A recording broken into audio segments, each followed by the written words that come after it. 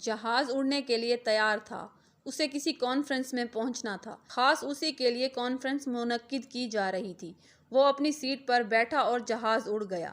ابھی کچھ دور ہی چلا تھا کہ کیپٹن نے اعلان کیا کہ طوفانی بارش اور بجلی کی وجہ سے جہاز کا ریڈیو سسٹم ٹھیک سے کام نہیں کر رہا ہے، اسی لیے ہم قریبی ایئرپورٹ پر اترنے کے لیے مجبور ہیں۔ جہاز اترا اور وہ باہر نکل کر کیپٹن سے شکایت کرنے لگا کہ میرا ایک ایک منٹ قیمتی ہے، ہونے والی کانفرنس میں میرا پہنچنا بہت ضروری ہے۔ پاس کھڑے دوسرے مسافر نے اسے پہچان لیا اور کہا، ڈاکٹر ذیشان صاحب، آپ جہاں پہنچنا چاہتے ہیں ٹیکسی پہ ہم 3 گھنٹے میں پہنچ سکتے ہیں۔ اس نے شکریہ ادا کیا اور ٹیکسی لے کر نکل پڑا، لیکن یہ کیا، آندھی طوفان بجلی بارش نے اس کا چلنا مشکل کر دیا، پھر بھی وہ چلتا رہا۔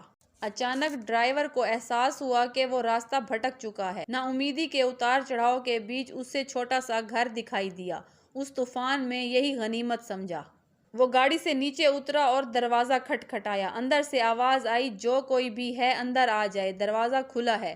اندر ایک ضعیفہ نماز پڑھ رہی تھی۔ ڈاکٹر نے کہا کہ ماں جی، اگر آپ کو اعتراض نہ ہو تو میں آپ کا فون استعمال کر لوں؟ ضعیف عورت مسکرائی اور کہا کہ بیٹا، کون سا فون؟ یہاں پر نہ بجلی ہے نہ فون، لیکن تم بیٹھو، سامنے چائے رکھی ہے، پیالی میں ڈال کر پی لو، تھکان دور ہو جائے گی، اور کھانے کے لیے کچھ مل جائے گا، کھا لو تاکہ آگے کا سفر کچھ آرام سے گزر سکے۔ ڈاکٹر نے شکریہ ادا کیا اور چائے پینے لگا۔ وہ ضعیفہ نماز اور دعا میں مشغول تھی۔ ایک بچہ کمبل میں لپٹا ہوا پڑا تھا، جسے ضعیفہ تھوڑی دیر میں ہلا دیتی تھی۔ ضعیفہ جب فارغ ہوئی تو اس نے کہا کہ ماں جی، آپ کے اخلاق اور احسان نے مجھ پر جادو کر دیا، آپ میرے لیے بھی دعا کیجیے، مجھے امید ہے کہ آپ کی دعائیں ضرور قبول ہوں گی۔ ضعیفہ نے کہا، نہیں بیٹا، ایسی کوئی بات نہیں، تم راہگیر ہو اور راہگیر کی خدمت کرنے کا حکم اللہ تعالیٰ نے دیا ہے۔ میں نے تمہارے لیے بھی دعا کی ہے، خدا کا شکر ہے اس نے میری ہر دعا سنی ہے، بس ایک دعا کی قبولیت میں اسے شاید زیادہ ٹائم لگ رہا ہے، اور جب وہ چاہے گا اسے بھی قبول کر دے گا۔ تب ڈاکٹر نے پوچھا، کون سی دعا؟ تو ضعیفہ نے بتایا، یہ جو بچہ تمہارے سامنے ادھمرا پڑا ہے، یہ میرا پوتا ہے، نہ اس کی ماں زندہ ہے نہ باپ، اس بڑھاپے میں اس کی ذمہ داری مجھ پر ہے۔ ڈاکٹر کہتے ہیں کہ اسے ایک خطرناک مرض ہے جس کا وہ علاج نہیں کر سکتے۔